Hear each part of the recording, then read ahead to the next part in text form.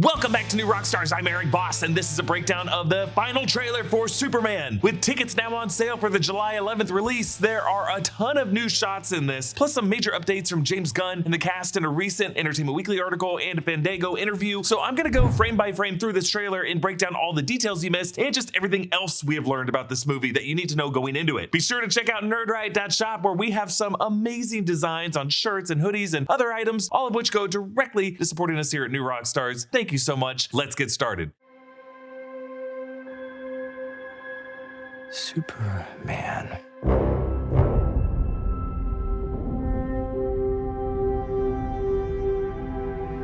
The most powerful being on planet Earth. Okay, from the start, we can see that this trailer is 2 minutes and 9 seconds, which is just a fun bit of coincidence considering the full movie's runtime is 209, 2 hours and 9 minutes. And that will include at least one post-credit scene. This trailer opens with shots of skyscrapers in Metropolis that was shot in downtown Cleveland, dominoing into each other over this bridge where cars are driving. I assume this is during Superman's battle with the kaiju. You can see the Luthor Corp towers in the background, which I bring up because in the Entertainment Weekly article, James Gunn confirmed that every disaster that hits Metropolis in this movie is connected to Lex Luthor. So that includes the kaiju and the Hammer of Baravia. He's the man behind it all. This trailer in particular centers around the character of Lex Luthor. And in that article, Nicholas Hoult cited the All-Star Superman panel where Lex has been working out and tells Clark that the muscles he just gained in the gym are real. So that tells us that Nicholas Hoult's Lex Luthor in this movie is kind of a gym bro and views himself as a physical alpha. At the very bottom of this opening shot are a few flags, including a yellow and blue one that I failed to correctly identify in a recent video. This is the Delaware state flag. We also see this flying in the Daily Planet newsroom in the promo shot where Beck Bennett Steve Lombard calls Clark a loser. So why Delaware? Well, because in some versions of Superman comics, the city of Metropolis is located in the state of Delaware, along the Delaware Bay, right across from New Jersey where Gotham City is located. Sometimes Metropolis is in New York, while in other iterations it's in the Midwest, near Smallville in Kansas. Canonically, the DC Earth is larger than our real-world Earth to give more room for cities like Metropolis and Gotham, along with all the other cities that are normally on the eastern seaboard. And this Earth is also bigger to make room for additional countries like Kahndaq, Korcha Maltese, Pokolistan, Markovia, Baravia, and Jarhanpur. And you'll notice that all the residents of Metropolis in this shot and in all the trailers really have an interesting consistency in their fashion, giving them blue and yellow palettes and much of their clothes, which just creates an interesting vibrancy in this film with Superman's palette in all of these shots. I feel like this is something James Gunn pulled from the feel of Grant Morrison and Frank Quitely's All-Star Superman. This woman who was driving on that bridge covers her head in her car and looks over to see Superman hovering his body to hold up the bridge at the last second. It seems like it was just to save her and her alone, because he doesn't even want to let one person die. Superman rises from the clouds of dust that I assume are from this collapsed building after letting what's left of it gently fall without anyone getting seriously hurt. All right, moving on. We finally meet. Now, as planned,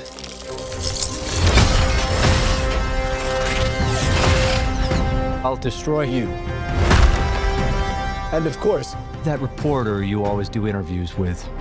So Lex's jet lands in the Arctic ice, and as the door lowers, I love how you can see Eve Teskmacher in her cute little snow outfit with a huge grin on her face. Lex is with Eve as well as the engineer and Ultraman. Now, the Entertainment Weekly article gave some context for the engineer, saying Luthor is particular about who he surrounds himself with, including Angela Spica. In the comics, she's depicted as a woman made of liquid machinery who can morph her body into different weapons. This incarnation of the character, played by Maria Gabriela de Faria, isn't quite like that, instead using nanotechnology to alter herself. One sequence in the film, a sprawling battle that plays out in a baseball field and is orchestrated from afar by Luthor, sees Angela summon swarms of nanobots running through her body to create razor-sharp throwing discs. De Faria describes the engineer Superman as having an edge to her. Quote, "I imagine that Lex and Angie had this work relationship where they respect each other so much," she says. Angela highly believes in Lex's idea of making the world a better place. She's practically given her life to Lex for this greater good, but at the same time, I feel like there's an element of an underlying relationship going on between the two of them. It's not in the movie, she clarifies, but De Faria remembers telling Gunn, "I feel like these guys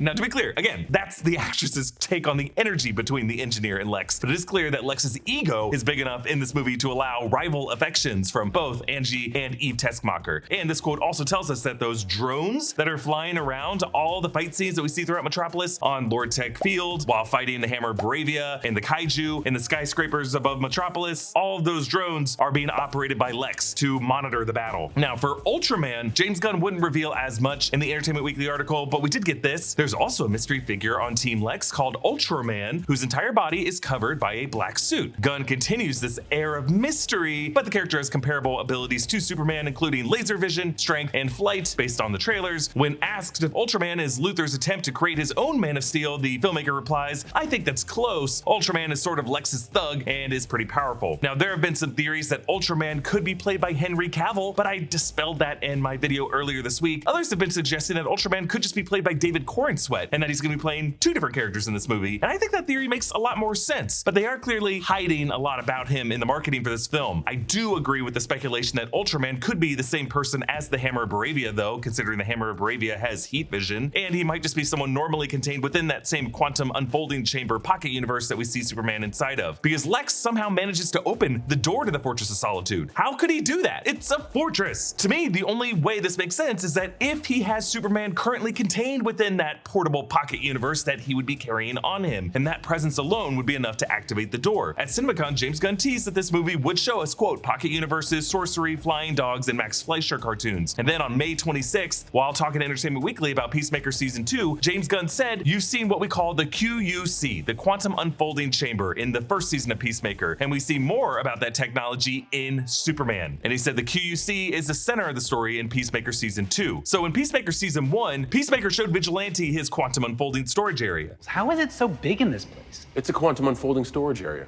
It leads to a dimensional nodule outside normal space. So I think we are actually seeing a lot of the QUC in this trailer. And the way the QUC leaves this reality at the end of the movie is gonna have a major impact on Peacemaker Season 2. But in this shot, I love how Eve is crouched over with this hilarious bit of excitement, kind of like Mike TV shouting at Willy Wonka's Wonkavision.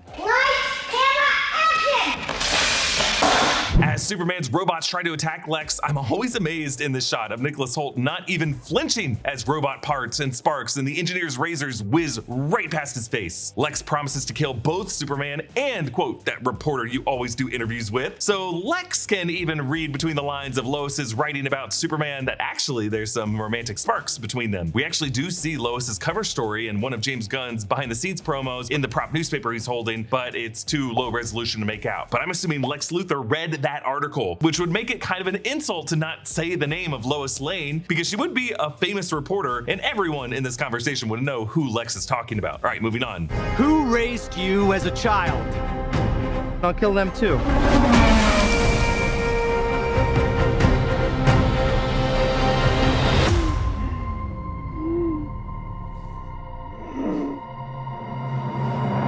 Lex now demands, "Who raised you as a child?" And we see shots of Jonathan and Martha Kent caring for an ailing Superman in his childhood bedroom. One thing that Entertainment Weekly article brought up is this interesting idea of the third Clark identity that they created for David Corenswet to play in this movie. The article says it's only in his scenes with his co-stars, particularly Brosnahan, that Corenswet truly finds the specifics of the character. There are the main Superman and Clark Kent personas that he shows the public, but, Corenswet explains, we also had this third character of who Clark is when he's in the room with somebody who knows both sides of him. He's not really playing the character of Superman, but he's also not really playing the role of Clark either. It's a personality that only comes out with his parents and with Lois once she really gets to know everything about him. Now, as Lex Luthor threatens Jonathan and Martha, we see the location he's been saying all of this from, the grid of containment cells that I'm pretty sure is inside of the QUC pocket reality. Who is this weirdo behind Lex? Now, we've seen this guy in some other B-roll used in the marketing, riding a kind of treadmill-looking floating device, but this guy is named Mr. Handsome. Now, Mr. Handsome is a name pulled from the Catwoman Defiant comics, an enemy of Catwoman, but here it seems like Mr. Handsome is a name that James Gunn came up with for this creeper with the terrifying garish appearance. In a Fandango cast interview moderated by Perry Nemiroff, a colleague of mine whom I recently killed off cruelly early in a backyard game of the Traders, Nicholas Hoult and James Gunn told Perry all about Mr. Handsome and how Nicholas Holt's son apparently loves this character. I remember your son's favorite character was Mr. Handsome.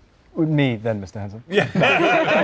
No, it was Mr. Handsome. He kept on talking about Mr. Handsome the whole time. He would be laying in bed and then he'd be like, Dad, Mr. Handsome. And he'd ask me this question Mr. about- Handsome is Lex's, creature he created in a petri dish that drives around on this, flying platform. Strange alien the looking creature. ugliest, grossest creature in the world. And for some reason, also, I remember one of our producers, Chantal, her son also was just obsessed with Mr. Handsome. He sticks with you. Now, we also know that Lex keeps Metamorpho in this grid. From other trailer shots from the May trailer, Metamorpho's hand turns into kryptonite in Superman's cell, and that's how they depower him to keep him there. But in a different shot, Metamorpho's hand seems to be turning into sunlight that conveys a change of heart as Metamorpho produces solar radiation to repower Kal-El. Actually, the Entertainment Weekly article also went into the character Metamorpho. From a writing standpoint, Gunn approached this DC pantheon practically, i.e. characters aren't there just to be there. Take Metamorpho. In Lex's pursuit to defeat Superman, he needs to pinpoint his vulnerabilities. One of them, as anyone can tell you, is kryptonite, the green mineral that can substantially weaken and even harm the bulletproof man. But where does Lex get it? Well, there's this guy, Rex Mason, who can change his body mass into any natural element, including, you guessed it, kryptonite. He just needs a compelling enough reason to persuade Rex/Metamorpho to do this for him. There are certain clues within the world of Superman that hint at Metamorpho's origin story, like the presence of Stag Industries, a company that's intertwined with the character in the comics. However, audiences will meet Metamorpho in the film, quote, in full swing of who he is. Anthony Carrion notes, you're in a situation where it's having to hurt someone, having to be an agent of the bad guy. And at the same time, there's this struggle to want to be good. The Barry alum continues of his character. What the film does brilliantly is it puts you in the situation of, oh, he has no choice. He has to be doing this, and you see how painful it is. And we get a big clue as to what that motivation is. Metamorpho/Rex Mason's son, Baby Joey, later in this trailer. Baby Joey is the child that Metamorpho makes with Sapphire Stag, the daughter of Stag Industries CEO Simon Stag. Simon Stag used his baby grandson as a King Midas type figure who can subtract protons from nuclei to transmute any substance into any other substance. That would make this baby a super valuable metahuman to evil men like Lex Luthor or Simon Stag, someone Rex would be desperate to get back. And it seems like now Lex Luthor is using this baby as a kind of leverage to force Metamorpho to do what he wants him to do. And in this clip, we see the 4 Superman robots lifting Kal-El's injured body. Reminder that these will be voiced by Alan Tudyk, he's number 4, Michael Rooker, he's number 5, Grace Chan, she's number 12, and I've been theorizing that number 1 could be voiced by Michael Rosenbaum, who played Lex Luthor on Smallville and is a good friend of James Gunn's, and Michael Rosenbaum did confirm that he will be voicing a few ADR lines for some mystery character in this movie. Today's video is sponsored by Straight Arrow News. We love their mission. I like to think that you, our audience, comes to New Rockstars to find out what's going on in the nerd world because you trust us. We're here to help you stay on top of what's going on with your favorite movies and shows by giving you the facts about what's going on and the proper context to understand what those facts really mean. That's what news should be. No bias, no spin, just the facts. And that is exactly what you get from Straight Arrow News. Clear, factual reporting that allows you to get a more complete picture from the news you read and better understand what's going on. Their reporting is unbiased, highlighting both left and right-leaning stories and delivering reliable, factual news coverage on events across all sides of the aisle for a full picture of current events. I don't know if you noticed, but it kind of feels like there's a lot of current events this year. Paying to keep up with them would make you go broke, but Straight Arrow News is a free app and website, so you don't need to deal with a paywall to get your news. Go to san.com/newrockstars to check it out. You can visit through the link in the description. When you visit, you not only support us, you're also supporting a group of journalists who are raising the bar on news by delivering news without bias, filter, or spin. Welcome back to Trustworthy Journalism. Let's move on. No matter what you do to me, Luthor, your plans won't work. Wrap it up. Good luck with that. Okay, we see a new angle of Superman fighting the kaiju in Metropolis. We see a sign for the Big Belly Burger, but now the Bob's Big Boy inspired chef logo has a beard and glasses, and I wonder if James Gunn might have based his look on Steve Agee, who plays Task Force X operative John Economos in James Gunn's DC titles. The LED billboard that once showed an ad for the musical 8 has now cycled into an ad for Doe's Holes Donuts. I also just spotted a sign for these in Lord Tech Field, home of the Metropolis Meteors. We'll get to that later. There's also a sign here for the Metropolis MTA, take public transit, and we see a figure hailing the train that kind of looks like Superman stopping the train. And the TV news anchor for the Sphere Network now reports on something about Metropolis schools, maybe the schools closing from all the chaos. And again, I have mislabeled this guy as Christopher Reeve's son, Will Reeve, the ABC reporter who will cameo as a TV news anchor in this movie. But this guy in this shot is actually Lawrence J. Gilligan, who also voiced a news anchor in Creature Commandos. So presumably it's the same character in animation and in live action. As Superman dives out of the way of the kaiju's fire breath, we see down below, there's this blue and red sign for something that begins with a Z that also shows up in the shots of Lord Tech Field. Kind of looks like the Zest brand, but I don't think it's that. Now Superman's voice responds to Lex saying, "No matter what you do to me, Luthor, your plans won't work." The Hammer Baravia heat visions an ad pitch meeting for Choco's cookies. Then Superman withstands the flames and the eyes up here moment. Hey buddy, eyes up here. And we see a new shot of Lex saying, "Wrap it up." But then we get to this new shot. Whoa, someone with long, messy hair. Lucky that you? Heat vision Superman in this red brick sewer or a subway station. At first glance, I thought this was Lobo, the alien from DC Comics from the planet Zarnia, who works as an interstellar mercenary and a bounty hunter, confirmed to be the villain of Supergirl Woman of Tomorrow next year, played by Jason Momoa. But Lobo does not have heat vision. So this could just be Ultraman with his helmet removed. And all of these trailer shots, again, are just doing a really good job hiding whoever's face this is. That's why I think it could just be Corn Sweat. Superman looks upward and taunts, "Good luck with that," presumably at Lex's threat earlier to hurt Superman's dog Krypto, and your little dog too.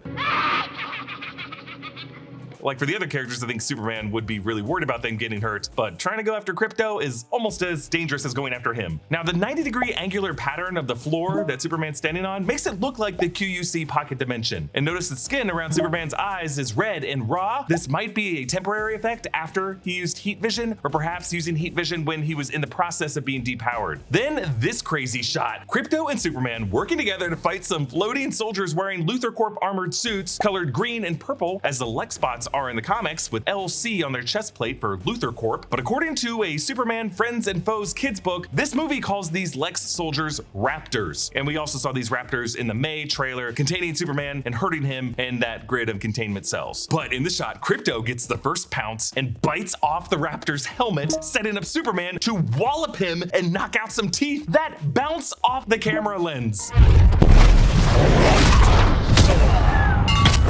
Yeah, this is kind of a meta Looney Tunes type of gag, something that really ups the fourth wall breaking of even like times we've seen blood or dirt getting on the camera. But I think it's also the fun type of action that we've been missing. Like maybe turning to the camera or saying a joke or a catchphrase could be kind of annoying, but just punctuating a hard hit with something a little meta could just be a great way to make the audience feel that hit. But now the background context of the scene starts to reveal a lot more about the final battle of this movie, because we can see a massive trench has opened throughout the middle of Metropolis. We started to see a similar trench forming in the water in the last trailer with a bluish cubic texture to it, and we see a new angle of that process in this trailer a little later, and we see how it has opened a vast canyon throughout the middle of the city, several blocks of the city. It kind of looks like that canyon may be forming in multiple directions even. It's kind of hard to tell. I think Metropolis might be located on like a kind of island or peninsula that's bordered by a bay on one side and a river on the other. So maybe Lex's QUC operated on quantum technology that has gotten damaged or just overwhelmed, and technology that has exploded in the middle of Metropolis, causing a warping of spatial distance and a type of black hole singularity, a disaster that might have also unleashed all of the monsters of Lex's collection throughout the city. I mean, James Gunn called his initial phase Gods and Monsters, and maybe the monsters is going to be a big part of how the DCU is unleashed. So yeah, looking closer at this overhead shot of the blue rift forming throughout Metropolis, you can see bands of light bridging the gap in one area. It could just be sunlight refracting through the dust and the debris of this, but it could also be a type of radiation or maybe an energy field that's just being ruptured by this pocket universe spreading out so fast. Then this shot of Guy Gardner, Green Lantern, with his bowl cut, getting face to face with Superman. I'm pretty sure this is in the Stag Industries lobby, as both of them are encased within Guy's green bubble, and he calls them Big Blue. Now, in some other shorter TV promos that were released this week, we see more of Guy Gardner creating the giant hands to swat away the tanks and the troops of Baravia in the battle with the Jarhanpur fighters. And now we see that one of those big hands is flipping them off. We again see Lord Tech Field as Superman fights Ultraman and the Engineer, where Mr. Terrific is laid out in the grass at the Engineer's feet. Various Lex Luthor drone cameras are monitoring all of this, and we see a sign for Soda Cola. That's the big DC in-universe popular soda brand. We see another sign for Doe's Holes, for Weber Wireless, and now I can make out a new sign, McAvaney's Lager, a brand of beer that could be named after comics writer and editor Mike McAvaney. And all of the names of past ball players on the upper decks of the stadium are names of crew people people who work on this movie. I've talked about them in past videos, but there's a new shot of Mr. Terrific in his floating chair, flinging his T-spheres toward the camera. In one of the short promos that came out this week, we heard a different line from Michael Holt in this scene.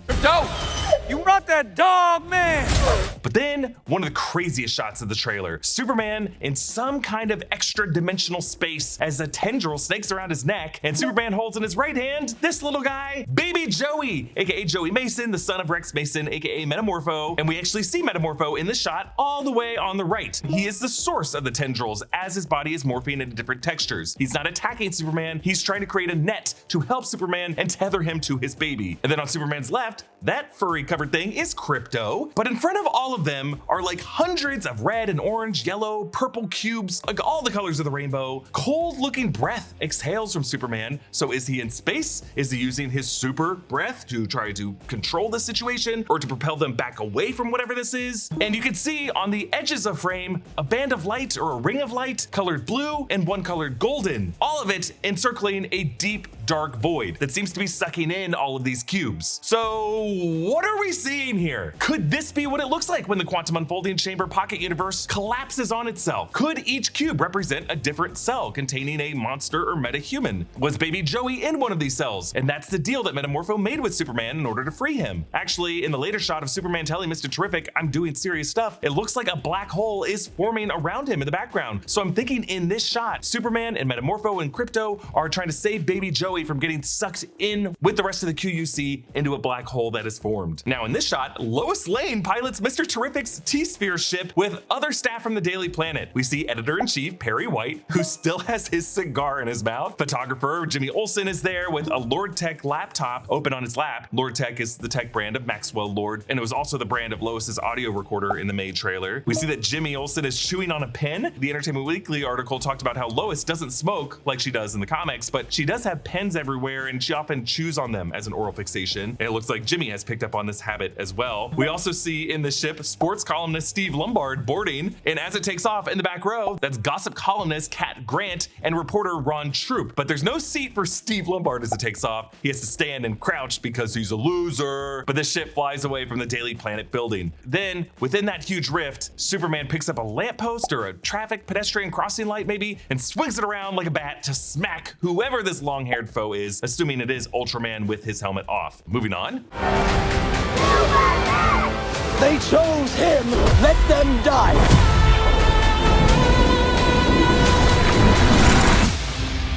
Hey! Quit messing around! I'm not messing around. I'm doing important stuff. Okay, here we see the people of Jaranpur chanting Superman's name, and we see this kid who we saw in the December teaser who held up the yellow flag. Now he's joined by other kids to help him hold it up, making it a kind of like flag of Iwo Jima pose. But of the mobbing Jaranpur people, most of them are just carrying shovels and other garden tools. But we do see one guy with a cinder block and another dude with an assault rifle. But notice how there's news media on the left taking photos. I'm wondering if this could be Jimmy Olsen. Lex rages at his Luthor Corp workers in his command center, saying they chose him, let them die. I'm assuming these employees are questioning their CEO for targeting innocent civilians, and Lex is furious that any civilians would still support the overpowered extraterrestrial freak that he finds repugnant. Then there's this little humorous moment where Mr. Terrific yells down at Superman in that huge rift. The gravity of the shot is a little confusing since Superman seems to be below Mr. Terrific looking back up, but A, there could just be some inverted gravity of this trench as a black hole is sucking everything down and he's trying to resist that, and B, Superman can resist gravity and levitate under surfaces like this, but he does seem to be gassed out in this moment. Notice his hair does droop downward from his head here, and the skin around Superman's eyes is reddened here as it was in the previous shot of him looking upward, so this would be around the same time. I just love David Cornsweet's take on this line. I'm not messing around. I'm doing important stuff. He's so just like out of breath and falsetto and defensive, and it just makes the moment pretty grounded and funny. It just shows how he and Michael Holt have really known each other for a long time. I think I'm really gonna enjoy seeing these two work together in a kind of partnership. In that Fandango interview, James Gunn confirmed that Superman has been active as a superhero in this world for 3 years. And then in the Entertainment Weekly article, James Gunn went further to confirm that in this DCU, all of metahumans have existed on Earth for 300 years at this point. So it's not unusual for average people to see other gods gods and monsters walking around. Like Gunn specifically alluded to King Shark and Dinosaur Island. Technically, everything we saw in the animated Creature Commandos is DCU canon, which includes the history of G.I. Robot and Sergeant Rock in World War II, and the public's beliefs of Themyscirans, everything that went down in Pokolistan, as well as the existence of a Dr. Phosphorus and a Batman in a Gotham City. James Gunn also confirmed to Entertainment Weekly a DCU Wonder Woman movie is in the works, and that separately he's writing another secret sequel follow-up film that is impacted by Superman. That movie will not be Superman 2, and it will not be a Justice League movie. It's going to be something else. But behind Superman in the shot, obviously something crazy going down below that has the swirling rings of light that I talked about before, looking like a black hole, or at least what a black hole looks like in Christopher Nolan and Kip Thorne's minds for the visual effects they created for Interstellar. So yeah, I think this might be kind of a quantum singularity created by the quantum unfolding chamber being damaged, essentially creating a black hole in the middle of Metropolis. All right, on to the final part here.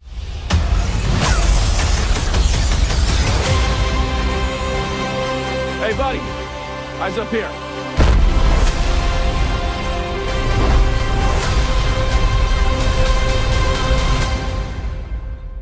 All right, we see a close-up of Superman's chest emblem as he unleashes his heat vision on a swarm of Luthor Corp raptors. He spins, creating a 360-degree beam that takes all of them out, and it looks awesome. And notice the trench yawns beneath them, so this would also be part of the final battle. In fact, I think the teeth knocking out shot leads to this. The trailer ends with the "Hey buddy, eyes up here" moment, shot of Superman quickly launching into the sky past Lord Tech Tower as the camera struggles to crane up and follow his movement. And it turns into this call to action to try to see this movie in IMAX. It's clever, though I will say, having to turn my head and like move my eyes around to see different parts of screen, as immersive as that can be, is also kind of gripe that I personally have whenever I see things in IMAX, because I just personally like to be able to see the whole frame in one field of vision without turning my head. I don't want to miss anything, and it helps me better appreciate the editing of a sequence. So whenever I see stuff in IMAX, I sit in the furthest back row that I can get, or I'll see things in Dolby first, and then the third time I see something, I'll go to IMAX and just try to fully immerse myself in the movie. But I like how this call to action uses some shaky aerial footage of Superman's furious flight. The shorter promos that came out give us another angle of Superman's flight, and I think the way James Gunn is shooting this really does capture the speed of the movement, but really Superman's frantic energy to get someplace as fast as possible. Like, there looks like there's some true effort to thrust himself forward that's being exerted here. Comment down below with your thoughts on this trailer, and a special thanks to one of our YouTube members, Pengwin, who supports us at the executive producer level.